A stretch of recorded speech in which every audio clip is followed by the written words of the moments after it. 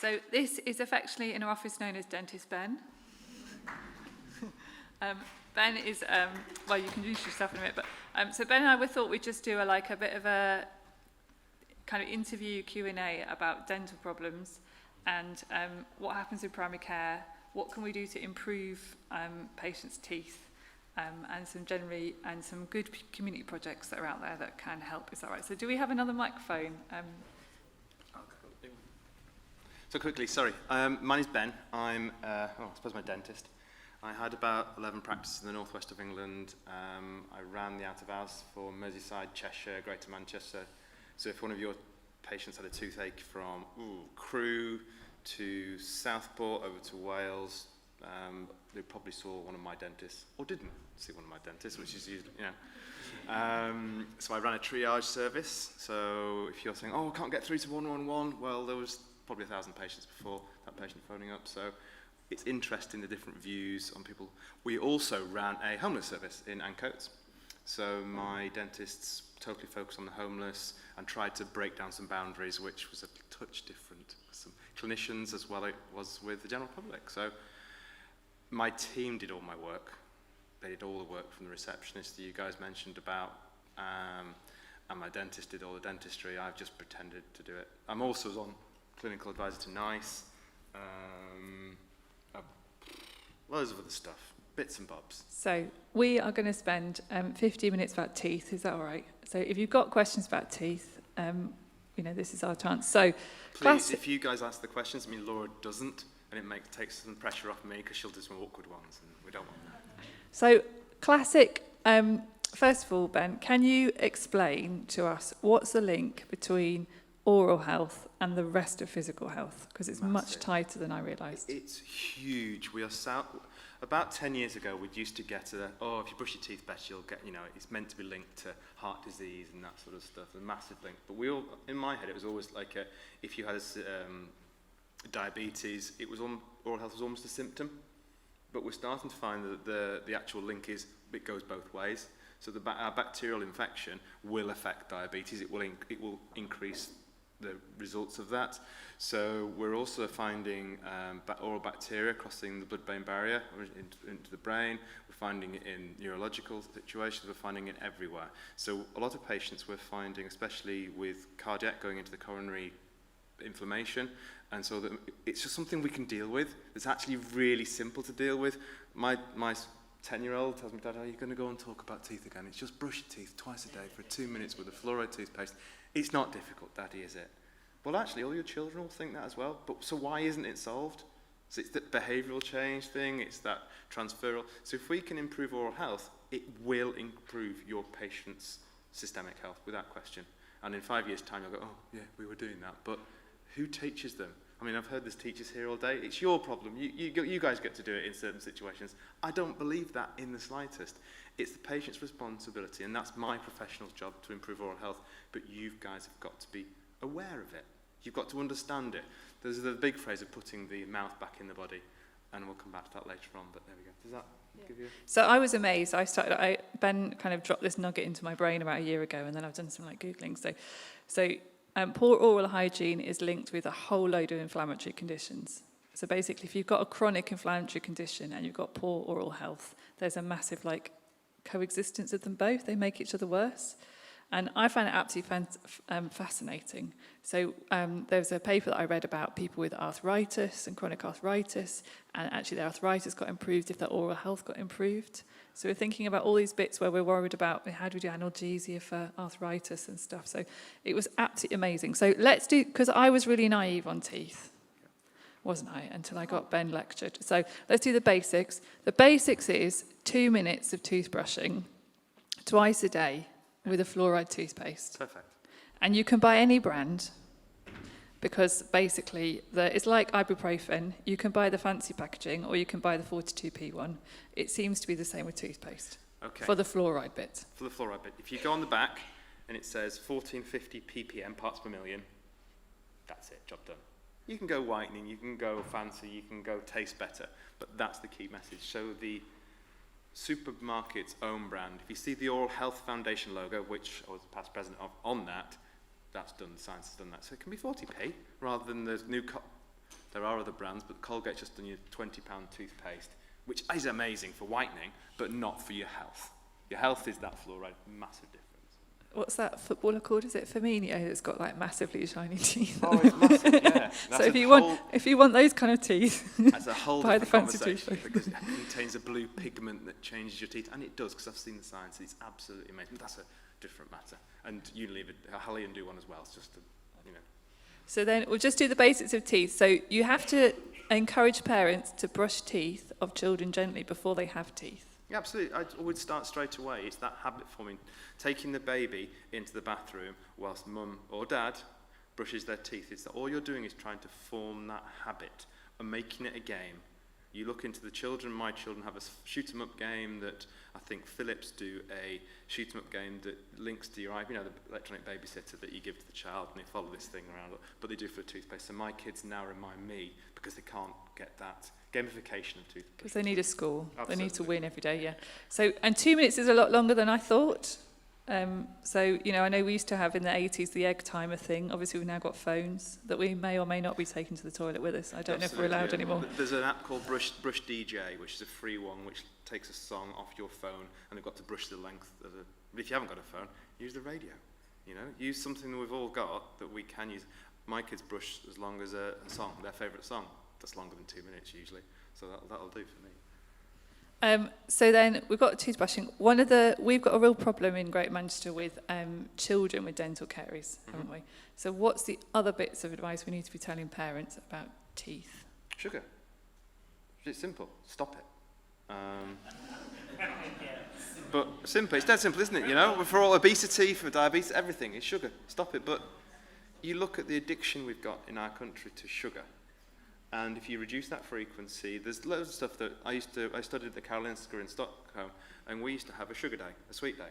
So my kids get a sweet day once a week, and if their bedrooms aren't tidy, they never are tidy, but so they don't get it. But if they've not done their homework, and that's the day they eat it all in a bolus dose and it's gone. That's easy for a middle class person like me to do that, because it's education of where those hidden sugars are. I mean, tomato ketchup I think it's 60% sugar. Refined sugar. But it is nice. Yeah, it's lovely.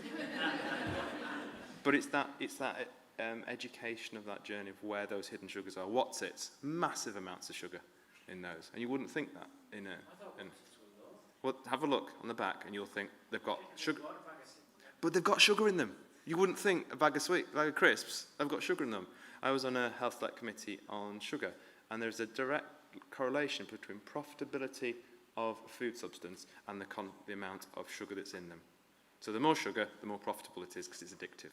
So having those and understanding that, you suddenly take a step back. But it's the empowerment of your patients, isn't it? Okay. So children's teeth is a massive issue in Manchester, and we continue, I think we're the highest area of the country to take children's teeth out, which is bonkers really. And obviously it's got a massive deprivation curve. We've tried, have you got examples of good community projects that try and support children's toothbrushing? The best ones in Scotland. Oh, Scotland always wins everything, go on, apart from the football. And it's a short stuff, absolutely, but it's educating those links to community projects. It's not about passing the buck to different educators. It's easy for me to say GPs should be getting all their children to brush their teeth, and you pass things back again, it's this ball. But it's understanding those sure start projects that are actually working. In GM, not many, because our commissions are actually very, very good in GM for dentistry. I've got when you work with them, you realise how good they are compared to Merseyside, compared to different areas, and they are all increasingly getting better at understanding those journeys. So the Oral Health Foundation does a Smile Month, so there's a load of education. There's even down to Tooth Buddy on there, which is all the school lesson plans from Key Stage 2 all the way through, which links into science projects, which is all free. So if you go on toothbuddy.co.uk, that's all there. And also for Smile Month, you get loads of educational programs, which has just been last month. And there's also mouth cancer, MCAM Mouth Cancer Action Month, which is in October, November time. And they're national charitable things. Is there anything like sort of how to teach parents to teach the children? Yeah. My mother used to lock me in the bathroom for 10 minutes because I wouldn't clean my teeth. She'd lock me in the bathroom, and the only way she knew I'd clean my teeth is if I had a fresh smell. I used to wet the toothbrush and put a little bit in your toothpaste. That's why I've got bad teeth. Yeah. Swallow it and then go. Yeah, exactly. If you have a look at toothbuddy.co.uk, there's loads of lesson plans that parents can use, and also those. Do you remember the little disclosing tablets that you used to have? You can buy those from the pharmacy, and I test my kids. Show me, and my kids, you see them go. They go straight back upstairs because then they actually do and brush their teeth. So yeah, there's loads of stuff little tricks you can do. So good opportunity to talk about toothbrushing. We want our practice nurse to be talking about it when they do their immunisations. We talk about the 1-year immunisations. If we get them in the door, can we also say, are they brushing their teeth? Nurseries, if you happen to, one of our practice shares a joint building with a nursery, which means that they get the lecture twice a year about, sugar, juice, toothbrushing. The other one is, how do you tackle it? It's really tricky, but juice in bottles is my pet hate. Mm-hmm. I see loads and loads of kids drinking juice out of a bottle, which is just terrible for teeth. So yeah, things like that. The classic one, okay, can I give you the classic primary care consultation? Are you ready? I've got toothache. I've come to see the doctor. Yeah. And Yeah, that's use your funding, not our funding. That's perfect. So what should we all do and not do? Well, the really interesting part is there's 2 or 3 things there. I'm not going to make you put your hands up because it's mean. How many of you actually knocked on your local dentist's door and introduced yourself? What local dentist? There will be an NHS dentist in your area, even if they're not accepting patients. But we're already seeing 50% of the population, and we do every 6 to 12 months, whatever they're doing. So there's lots of argument about the funding isn't enough, etc. It's the same with you guys. There's not enough money in medicine and in dentistry. However, if I had when I first set my practice up 20 odd years ago, I went and knocked on Dr. Sides' medical practice in Worsley, spoke to Dr. Sides, and then he'd phone me, Ben, I've got this patient, can you see them? And the patient disappeared because I saw them. And the reception team knew to do that. My LDC, none of my dentists went and knocked on their doctor's door because heaven forbid we actually talk. So if you had an appointment to do that, the other side of that is, do you even know how your patients access the out-of-hours dentists? I ran them. And actually having those, it was amazing how many people don't know those conversations. They're there. I think there's 300 slots for non-registered patients in Greater Manchester every day. Do you even know how to access them? Have you had a conversation? No. So go and give your local dental committee a phone call. I would love next year to have a few tables of VT dentists here, which is equivalents. And then it's just an education, have a chat. Because those relationships, you'll all know dentists from university, they're the ones really quiet and not very bright compared to the medics. But I used to play rugby with all the medics, so I used to know all the medics and it was very integrated. So having those conversations with the local dentists who are growing up the same age as you guys, it's enlightening to have. So if you haven't got a dentist friend yet, we're going to try and make one. Yeah, I think that's good. Yeah. So then, can I ask the yes/no question? Do you prescribe antibiotics or not? I don't, You don't. because I like taking teeth out. Should we prescribe antibiotics in primary care? If they can't get to see a dentist, they've got a big fat face, yeah. Okay, that's all right, isn't it? Tick. For me, because it's another Are you infection. bothered about which one? Whichever gets that swelling down, doesn't it? No. It depends what it is. For me, it's amoxicillin and metronidazole. That's what we do. However, for me, I realistically want those teeth out. If there is, I never give antibiotics out unless I'm really, those big fat faces with I've only had 3 or 4 of those, and I drove the patient to the A&E myself because they were about to asphyxiate. But for me, those are the ones that I give antibiotics to. That tooth needs to come out. That tooth needs to be extirpated. So actually, I'd prefer you to spend half an hour learning who the out-of-hours managers are in your area and the 111 direct number. Because if one of you guys phoned me up and said, I've got a patient who's with a toothache, they would disappear if you got the relationship. So antibiotics is a side issue for me. Okay, we're going to take 2 questions and then it's coffee. Oh, let's go on, let's have this one. Have you ever thought of the dentists introducing themselves to the schools and, for example, capitalising on the school's absolute investment in children's health? So, for example, if you were in our school now, we could take that challenge in every lesson next week. Every member of staff would go through the 2 minutes in the morning and in the evening with the fluoride toothpaste. that would actually happen. It'd be a very quick way of getting that message out, and they'd probably do it in quite a trendy way as well, so the kids would engage with it. But I She's think not saying you're not trendy, Ben, by the way. No, of course not. But I think there's something about, you know, we see ourselves in sectors and silos so much, but we are utterly invested in our children's health. And I said at the beginning that we've got 400 children out of 1,200 who have got a diagnosed condition that we administer to in terms of medication and support to the families. So that would be a quick win. We've got 20 schools in North Manchester who'd all do that next week. I tell you what, I will come and do that personally with you. Okay, lovely. Okay, if you can get one of these medics to come and do it with you at the same time.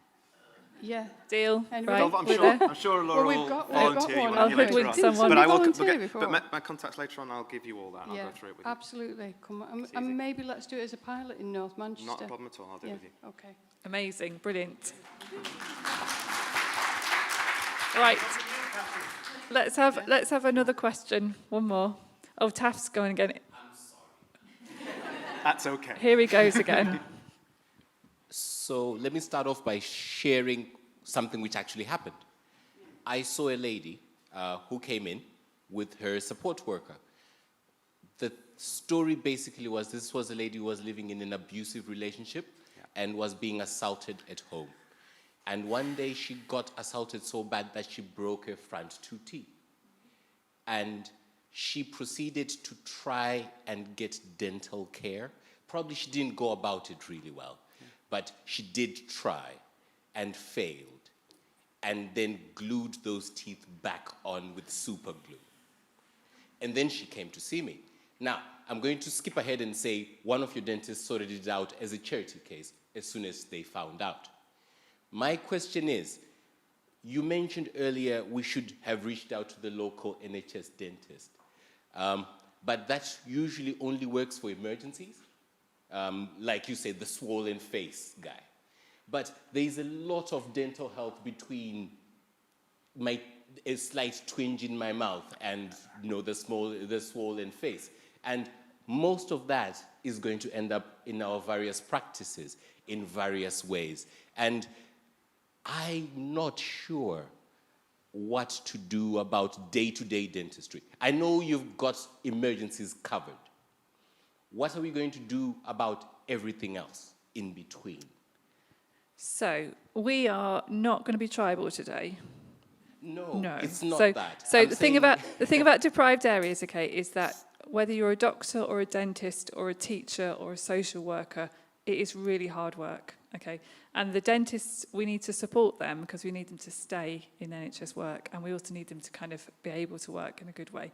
What my conversation with Ben, which you can tell us more about, is that there's a big negotiation that doesn't hit the headlines because dentists very rarely, go on the red sofa and moan. But they're trying to do a big negotiation about their contract at the moment, which is actually quite technical, a bit dull. But essentially what they're saying is they want to see more people risk stratified better. So they want to see the higher risk people more and the lower risk people less. And they also want some wriggle room to be able to do more preventative work and more work for vulnerable communities. So, refugees, people with trauma, domestic violence, all that kind of stuff. So these guys are asking for exactly the same stuff that we're asking. They have less voice, generally, than medics. And I think at a local level, working together has got to be a way forward. Now, in Greater Manchester, we have patches of good dentistry, and we have lots of dentists who are converting to private dentists at the moment. And I don't understand the politics of all of it, but I do know that the individual dentists are probably very similar to us, and they want to do a good job. Yeah. And we all know, don't we, that if you happen to know, if you're friends with the other professional across the road, even if they're private, whatever, you can normally swing the odd favour. And that's probably where we're trying to build this community today. So I think it's tricky. It's tricky, isn't it? Is there anything else you want to add before tea?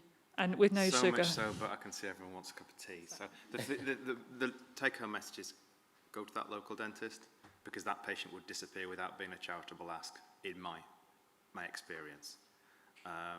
You guys do such good work, so let us do our bit, but by having that relationship. Because don't get me wrong, I'll be sending patients back to you and saying, for the love of God, please, I haven't got a clue what's going on. Because it works both ways, doesn't it? It really does. It does. And it'll be 1 or 2 patients. We haven't even got, we're not even on the spine, the electronic spine at all in dentistry. Dentistry's got bigger problems than you guys have got with other things. Some areas, yeah, we lack, but we've been through a very difficult journey like you've all been through, and we're still under changing times. But speak to us, because that's the take-home message, isn't it? So thank you so much for coming, Ben. My pleasure.